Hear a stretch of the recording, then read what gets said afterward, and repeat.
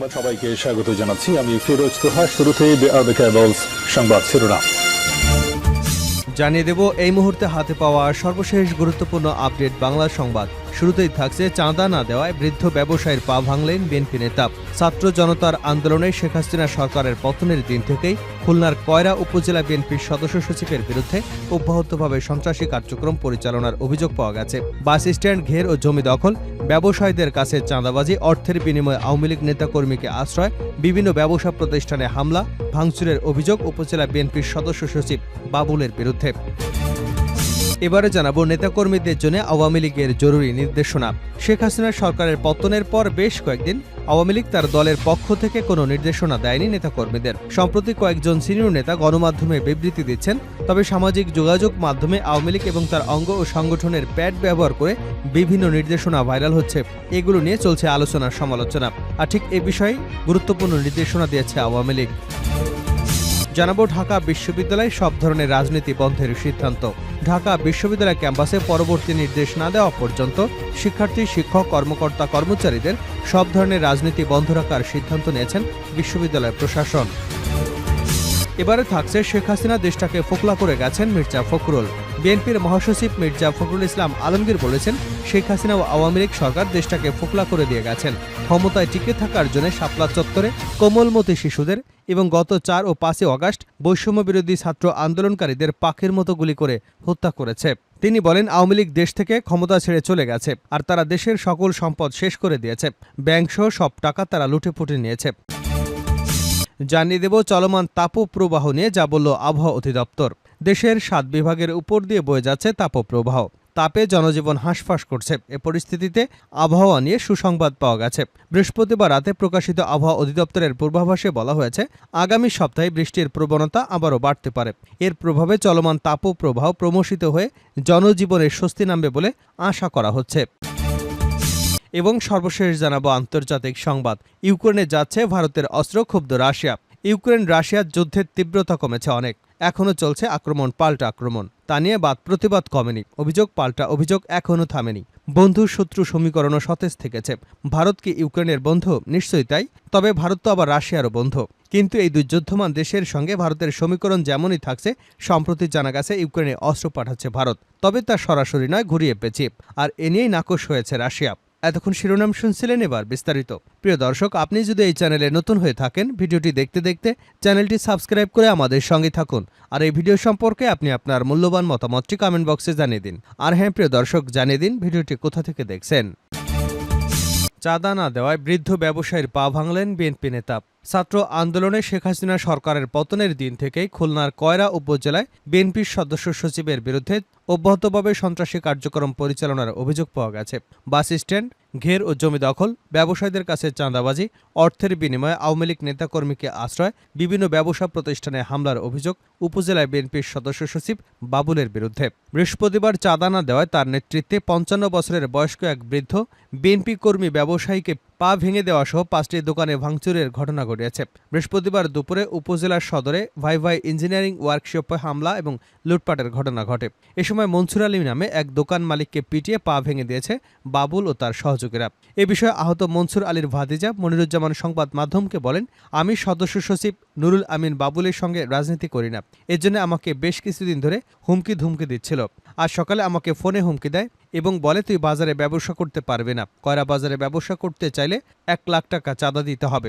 আমি ফোনে তার প্রতিবাদ করি। মনিরুজ্জামান বলেন, আমি প্রতিবাদ করায় বাবুল ক্ষিপ্ত হয়ে 20 থেকে 30 জন নেতাকর্মী নিয়ে আমার ব্যবসা প্রতিষ্ঠান সহ আমার পাশাপাশি 5টি দোকানে হামলা ও ভাঙচুর চালায়। এ ঘটনায় আমার ছোট চাচা ব্যবসায়ী মনসুর আলীর পা ভেঙে গেছে এবং আমার ছোট ভাই মিলন, চাচাতো ভাই আল মামুন গুরুতর আহত হয়েছেন। এ বিষয়ে জানতে চাইলে উপজেলা বিএনপির সদস্য সচিব নুরুল আমিন বাবুল বলেন, এখানে জমি জমা ও টাকা নিয়ে বিরোধ চলছিল, এজন্য তাদের বসার কথা ছিল, কিন্তু মনিরুজ্জামানরা হাজির না হয় বিষয়টি নিয়ে তার কাছে জানতে চাওয়া হয়। কথা বলার মধ্যে আমার উপর ক্ষিপ্ত হয়, পরে আমি ওই স্থান থেকে চলে আসি, তখন মারধরের ঘটনা ঘটে। এতে উভয় পক্ষের বেশ কয়েকজন আহত হন। নাম প্রকাশে অনিচ্ছুক কয়রা বাস স্ট্যান্ড এলাকার কয়েকজন শ্রমিক বলেন, বাবুল কয়রা বাস স্ট্যান্ড দখলে নিয়ে আওয়ামী লীগের মতোই চাঁদাবাজি শুরু করেছে।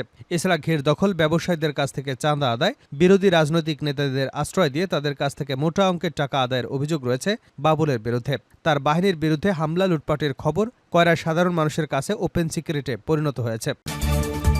নেতাকর্মীদের জন্য আওয়ামী লীগের জরুরি বার্তা। শেখ হাসিনা সরকারের পতনের পর বেশ কয়েকদিন আওয়ামী লীগ এবং তার দলের পক্ষ থেকে কোনো নির্দেশনা দেয়নি নেতাকর্মীদের। সম্প্রতি কয়েকজন সিনিয়র নেতা গণমাধ্যমে বিবৃতি দিচ্ছেন। তবে সামাজিক যোগাযোগ মাধ্যমে আওয়ামী লীগ এবং তার অঙ্গ ও সংগঠনগুলোর প্যাড ব্যবহার করে বিভিন্ন নির্দেশনা ভাইরাল হচ্ছে। এগুলো নিয়ে চলছে আলোচনা সমালোচনা। তবে আওয়ামী লীগের পক্ষ থেকে বলা হয়েছে, সামাজিক যোগাযোগ মাধ্যমে আওয়ামী লীগের প্যাড ব্যবহার করতে দেওয়া কোনো নির্দেশনার ভিত্তি নেই। বৃহস্পতিবার আওয়ামী লীগের ভেরিফাইড ফেসবুক পেজে দলটির পক্ষ থেকে এ তথ্য জানানো হয়। এতে বলা হয়েছে, আওয়ামী লীগের প্যাড ব্যবহার করে বিভিন্ন নামে বেনামে নির্দেশনা দিয়ে সামাজিক যোগাযোগ মাধ্যমে বিবৃতি দিচ্ছে কে বা কারা, যেগুলোর কোনো ভিত্তি নেই। আওয়ামী লীগের Facebook page, Telegram channel, Twitter, YouTube চ্যানেলের বাইরে অন্য কোনো সামাজিক মাধ্যম, পেজ বা মিডিয়া থেকেও কোনো দলীয় আপডেট আসলে তা অবশ্যই আওয়ামী লীগের যোগাযোগ মাধ্যম থেকে যাচাই করার জন্য সবাইকে বিনীত অনুরোধ করা হয়েছে। আওয়ামী লীগের নেতাকর্মী ও সমর্থকদের জন্য সাংবাদিকদেরও দৃষ্টি আকর্ষণ করা হয়েছে পোস্টটিতে। ঢাকা বিশ্ববিদ্যালয়ে সব ধরনের রাজনীতি বন্ধের সিদ্ধান্ত। ঢাকা বিশ্ববিদ্যালয় ক্যাম্পাসে পরবর্তী নির্দেশনা না দেওয়া পর্যন্ত শিক্ষার্থী, শিক্ষক, কর্মকর্তা, কর্মচারীদের সব ধরনের রাজনীতি বন্ধ রাখার সিদ্ধান্ত নিয়েছেন বিশ্ববিদ্যালয় প্রশাসন। বৃহস্পতিবার রাতে ঢাবির প্রশাসনিক ভবনে উপাচার্য লাউঞ্জে অনুষ্ঠিত জরুরি সিন্ডিকেট সভায় এই সিদ্ধান্ত নেওয়া হয়। সভা শেষে একাধিক সিন্ডিকেট সদস্য এ তথ্য নিশ্চিত করেছেন। নাম প্রকাশে অনিচ্ছুক এক সিন্ডিকেট সদস্য জানান, সন্ধ্যা ৭টা থেকে রাত 8:45 পর্যন্ত উপাচার্য লাউঞ্জে জরুরি বৈঠক মিটিং হয়। সেখানে 2 ঘণ্টা আলোচনার পর এই সিদ্ধান্ত নেওয়া হয়। তিনি বলেন, 1.5 ঘণ্টা ধরে সভা হয়েছে। সব সদস্যদের সম্মতিক্রমে পরবর্তী নির্দেশ না দেওয়া পর্যন্ত ক্যাম্পাসে রাজনৈতিক কর্মকাণ্ড বন্ধ রাখার সিদ্ধান্ত হয়েছে। এই নির্দেশনা আনুষ্ঠানিকভাবে সবাইকে জানিয়ে দেওয়া হবে। সবাই ক্যাম্পাসে শান্তি শৃঙ্খলা প্রতিষ্ঠায় প্রশাসনিক সহযোগিতা করবেন বলেও আশা প্রকাশ করেন সিন্ডিকেটের সবার এই সদস্যরা। এদিকে ঢাকা বিশ্ববিদ্যালয়ের রাজনীতি বন্ধের সিদ্ধান্তকে স্বাগত জানিয়েছে বৈষম্য বিরোধী ছাত্র আন্দোলন সংগঠনের অন্যতম সমন্বয়ক সার্জিস আলম। তার ভেরিফাইড ফেসবুক পেজে দেওয়া এক পোস্টে লিখেছেন, ঢাকা বিশ্ববিদ্যালয়ে সব ধরনের রাজনীতি বন্ধের সিদ্ধান্ত নতুন এক বাংলাদেশ সৃষ্টির অগ্রযাত্রার শুরু হোক আজ থেকেই। কোটা সংস্কার আন্দোলনের এক পর্যায়ে শিক্ষার্থীরা যে 9 দফা দাবি দিয়েছিল, সেগুলোর মধ্যে একটি ছিল বিশ্ববিদ্যালয় ক্যাম্পাসে দলীয় লেজুর বৃত্তির রাজনীতি নিষিদ্ধ করা। ছাত্র জনতার আন্দোলনের মুখে গত 5 আগস্ট আওয়ামী সরকারের পতন হয়। এরপর বিশ্ববিদ্যালয় ক্যাম্পাসে দলীয় রাজনীতি বন্ধ চেয়ে বিক্ষোভ, মিছিল এবং সমাবেশ করেছেন একদল শিক্ষার্থী। এর মধ্যে বুধবার রাতে বিশ্ববিদ্যালয় ফজলুল হক হলে চোর সন্দেহে এক যুবককে পিটিয়ে হত্যা করা হয়েছে। একই রাতে জাহাঙ্গীরনগর বিশ্ববিদ্যালয়ে আওয়ামী লীগের সাবেক নেতাকে পিটিয়ে হত্যা করেছে একদল শিক্ষার্থী। এই 2 ঘটনায় নিয়ে দিনভর বিভিন্ন মহলে আলোচনা হয়েছে। এইভাবে মানুষকে পিটিয়ে হত্যার প্রতিবাদ জানায় বিভিন্ন দল, সংগঠন, নানা শ্রেণী পেশার মানুষ। ঢাকা বিশ্ববিদ্যালয়ের যুবককে পিটিয়ে হত্যার ঘটনায় ইতিমধ্যে FH হলের 6 শিক্ষার্থীকে আটক করা হয়েছে। এ প্রেক্ষাপটে অনুষ্ঠিত সিন্ডিকেটের জরুরি সভায় বিশ্ববিদ্যালয় ক্যাম্পাসে সব ধরনের দলীয় রাজনীতি বন্ধ রাখার সিদ্ধান্ত নেওয়া হলো। শেখ হাসিনা দেশটাকে ফোকলা করে গেছেন মির্জা ফখরুল। বিএনপির মহাসচিব মির্জা ফখরুল ইসলাম আলমগীর বলেছেন, শেখ হাসিনা ও আওয়ামী লীগ সরকার দেশটাকে ফোকলা করে দিয়ে গেছেন। তারা ক্ষমতায় টিকে থাকার জন্য শাপলা চত্বরে কোমলমতি শিশুদের এবং গত 4 ও 5 আগস্ট বৈষম্য বিরোধী ছাত্র আন্দোলনকারীদের পাখির মতো গুলি করে হত্যা করেছে। মির্জা ফখরুল বলেন, আওয়ামী লীগ আজকে দেশ থেকে ক্ষমতা ছেড়ে চলে গেছে। তারা দেশের সব সম্পদ শেষ করে দিয়ে গেছে। ব্যাংকসহ সব টাকা তারা লুটপাট করেছে। গত 17-18 বছরে আমাদের অনেক অত্যাচার, নির্যাতন সহ্য করতে হয়েছে। আমাদের নেতাকর্মীদের নামে সারা দেশে 60 লাখ মামলা দেওয়া হয়েছে। ছাত্র জনতার আন্দোলনে আজ আমরা মুক্ত হয়েছি। আমাদের দেশনেত্রী বেগম খালেদা জিয়া মুক্ত হয়েছেন। তিনি আরও বলেন, আমরা এখন স্বাধীন হয়েছি, কিন্তু পুরোপুরি হয়নি। ছাত্ররা অসাধ্য সাধন করেছে।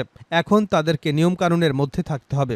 বাংলাদেশে সাম্প্রদায়িকতার কোনো স্থান নেই। আসন্ন দুর্গাপূজা যেন শান্তিপূর্ণভাবে পালিত হয়, এজন্য আমাদের দায়িত্ব নিতে হবে। বৈষম্য দূর করে ঘুষ, চাঁদাবাজি বন্ধ করতে হবে।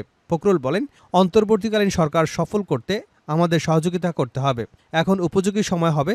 যখন উপযোগী সময় হবে তখন তারা নির্বাচন দেবে। আগামীতে আমাদের সব নেতাকর্মীকে ঐক্যবদ্ধ থাকতে হবে। শেষ করছে আন্তর্জাতিক সংবাদ দিয়ে। ইউক্রেনে যাচ্ছে ভারতের অস্ত্র, ক্ষুব্ধ রাশিয়া। রাশিয়া ইউক্রেন যুদ্ধের তীব্রতা অনেক কমেছে। এখনও চলছে আক্রমণ পাল্টা আক্রমণ। তাই তা নিয়ে প্রতিবাদ কমেনি। অভিযোগ পাল্টা অভিযোগ থামেনি। বন্ধু শত্রু সমীকরণও সতেজ থেকেছে। ভারত কি ইউক্রেনের বন্ধু? নিশ্চয়ই তাই। তবে ভারত তো আবার রাশিয়ারও বন্ধু। কিন্তু এই 2 যুদ্ধমান দেশের সঙ্গে ভারতের সমীকরণ যেমনই হোক, সম্প্রতি জানা গেছে ইউক্রেনে অস্ত্র পাঠাচ্ছে ভারত। তবে সরাসরি নয়। ভারতীয় অস্ত্র প্রস্তুতকারকদের বিক্রি করা আর্টিলারি শেলগুলো ইউরোপীয় গ্রাহকরা ইউক্রেনে পাঠাচ্ছে। আর এভাবেই ভারতে নির্মিত অস্ত্র পৌঁছে যাচ্ছে ইউক্রেনে।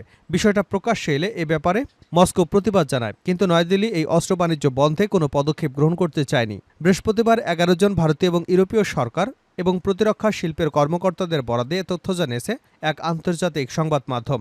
রাশিয়ার বিরুদ্ধে ইউক্রেনের প্রতিরক্ষা সমর্থন করার জন্য গোলাবারুদ স্থানান্তর 1 বছরেরও বেশি সময় ধরে হয়েছে। ভারতীয় অস্ত্র রপ্তানি বিধান অনুযায়ী ঘোষিত ক্রেতার কাছে অস্ত্র তৃতীয় পক্ষের কাছে বিক্রি বা হস্তান্তর করতে পারে না।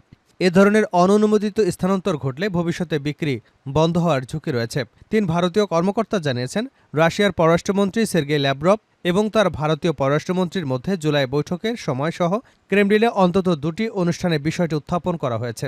একজন স্প্যানিশ এবং একজন সিনিয়র ভারতীয় কর্মকর্তার পাশাপাশি ভারতীয় অস্ত্র উৎপাদনকারী যন্ত্র ভারতের প্রাক্তন শীর্ষ নির্বাহী জানিয়েছেন, ইউক্রেনে ভারতীয় গোলাবারুদ প্রেরণকারী ইউক্রেনের দেশগুলোর মধ্যে রয়েছে ইতালি, চেক প্রজাতন্ত্র। এই দেশ দুটি ইউরোপীয় ইউনিয়নের বাইরে থেকে কিয়েভকে আর্টিলারি শেল সরবরাহ করার উদ্যোগে নেতৃত্ব দিচ্ছে বলে খবর।